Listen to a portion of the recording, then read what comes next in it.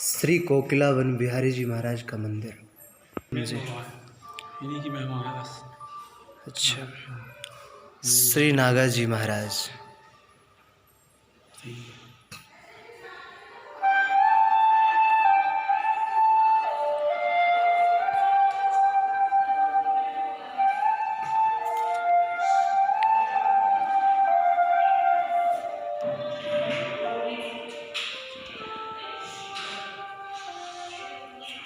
ब्रज के 137 वनों में से मुख्य 12 वन में से श्री कोकिला वन एक है। नारद पांचरात्र में इनका प्रणाम मंत्र भी दिया हुआ है। देवर्षि किन्नरा किरण कोकिला निर्मिताय च वनायालहाद पूर्णाय नमस्ते सुस्वर प्रदे। कोकिला सदृश सुमधुर स्वर प्रदान करने वाले देवर्षि किन्नर आदि महान जनों से युक्त परम आह्लाद से पूर्ण कोकिला द्वारा बनाए गए इस श्री कोकिला वन को प्रणाम है। गौड़ीय ग्रंथ श्री भक्ति रत्नाकर के अनुसार इस वन की स्थिति यावट से पश्चिम में लगभग 3 किलोमीटर की दूरी पर है। यावटेर पश्चिमे एवं वन मनोहर लक्ष लक्ष कोकिले कुहरे निरंतर। गर्ग संहिता के अनुसार वासंती रास के समय ब्रज बधूटियों ने कोटि कोटि कोकिलाओं से पूजित इस कोकिला वन में गोपी गीत गाकर अपने प्राण वल्लभ ब्रजेंद्र नंदन को प्रसन्न किया और यहीं श्री कोकिला बिहारी जी से उनका मिलन हुआ है। वैशाख मास की पंचमी तिथि को आरंभ हुए इस रसमय रास के मध्य ही जब रास बिहारी अंतर्ध्यान हो गए तो वन वनांतर में भ्रमण कर गोपियां श्री कृष्ण का अन्वेषण करने लगी। हिरण्यों की तरह चारों ओर दूर दूर तक देखती हैं और फिर कभी वृक्षों से, लताओं से, पृथ्वी से, श्री यमुना जी से प्राणनाथ का मार्ग पूछती हैं। क्योंकि श्री नंददास जी महाराज का कथन है, जो जड़ को चेतन ना जानत विरही जड़। यही तो विरहावस्था है जिसमें जड़ चेतन का अंतर भी विस्मृत हो जाए। कहाँ है कृष्ण, माधव, गोविंद, प्राणनाथ, जल्दी ही आप हमारे दृष्टिपथ पर आओ। बस यही ध्वनि चारों ओर से लौट लौट कर सुनाई पड़ती है।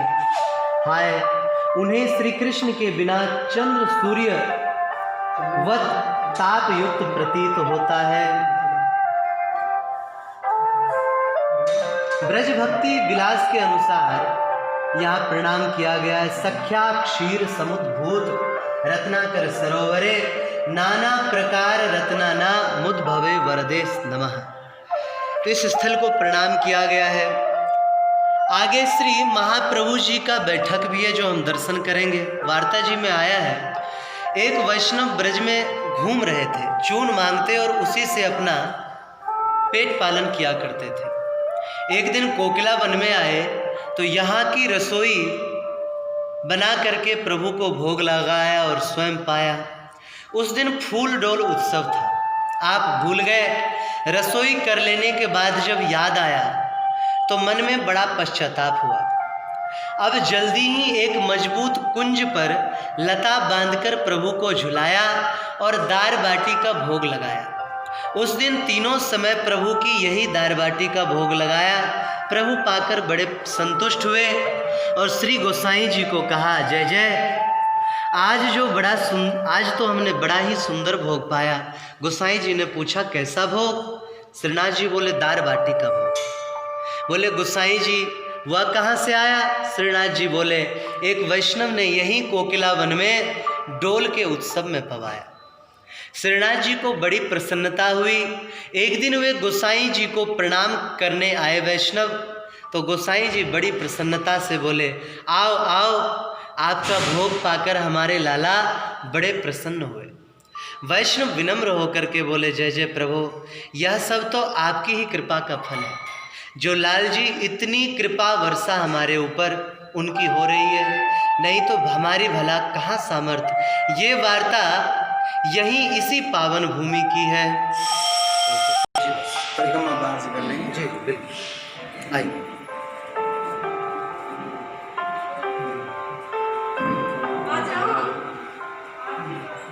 बाहर से ले लेंगे। जी। कृष्ण भक्त शनिदेव कोकिलावन बिहारी के समीप ही कम करो। उनके श्रेष्ठ भक्त विराजमान हैं श्री शनिदेव जी महाराज। हर शनिवार को जहां लाखों की संख्या में पहुंचकर भक्तजन आज भी दर्शन का लाभ लेते हैं। आपका दर्शन कृष्ण भक्ति प्रद है। राम भक्ति में जैसे सबसे अग्रगण्य श्री हनुमान जी हैं, ठीक उसी प्रकार कृष्ण भक्त में सबसे बड़े भक्त हैं श्री शनिदेव।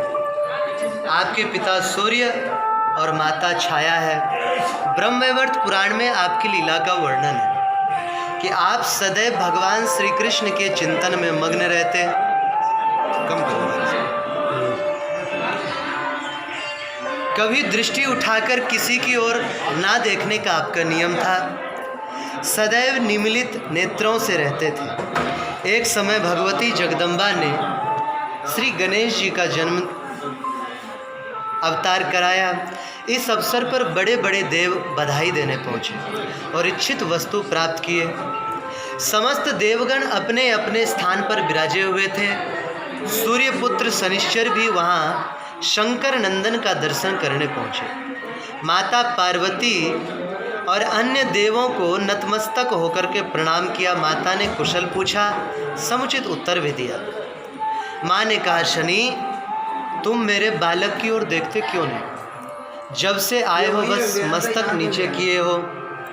शनिदेव बोले, हे शंकर वल्लभे, मेरी दृष्टि मंगलकारी नहीं है। पार्वती जी ने कहा, ऐसा क्यों कहते हो प्रिय शनि, इसका कारण क्या है? लेते रहो दर्शन।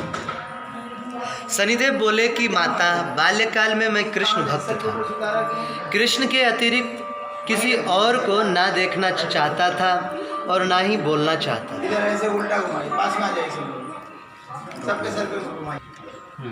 ना बोलना चाहता था ना और कुछ, भोगों से एकदम विरक्त था। पिता ने चित्ररथ की सुयोग्य कन्या से मेरा विवाह कर दिया, वह भी तेजस्विनी कन्या।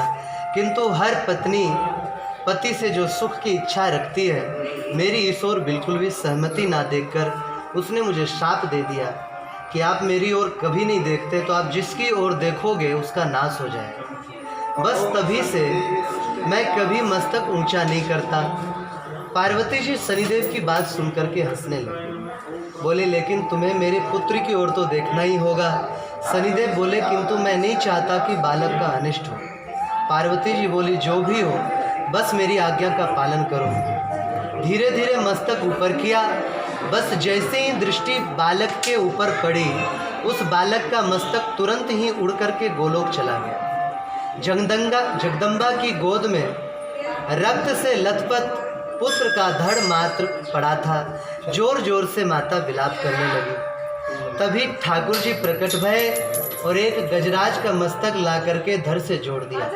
बस बालक जीवित हो गया और वही बालक सभी देवों में पूज्य गजानन हुआ। पार्वती मैया ने शनिश्चर जी को शाप दिया, जाओ तुम अंग विहीन हो जाओगे। किंतु शनिश्चर जी तो परम कृष्ण भक्त थे, वे प्रसन्न हो गए, कोई प्रतिकार नहीं किया।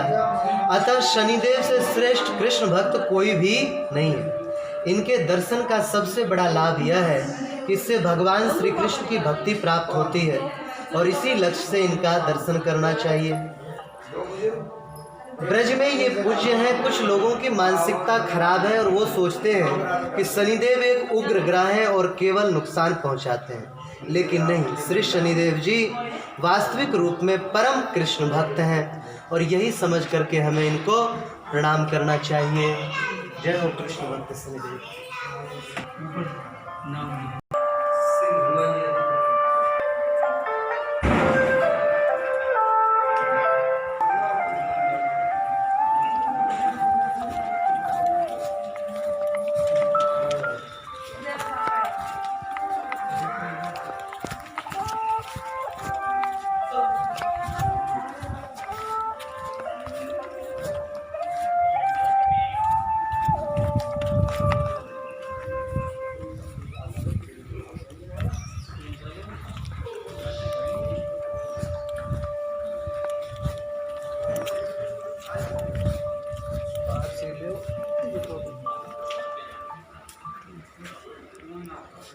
बोलेंगे कुछ?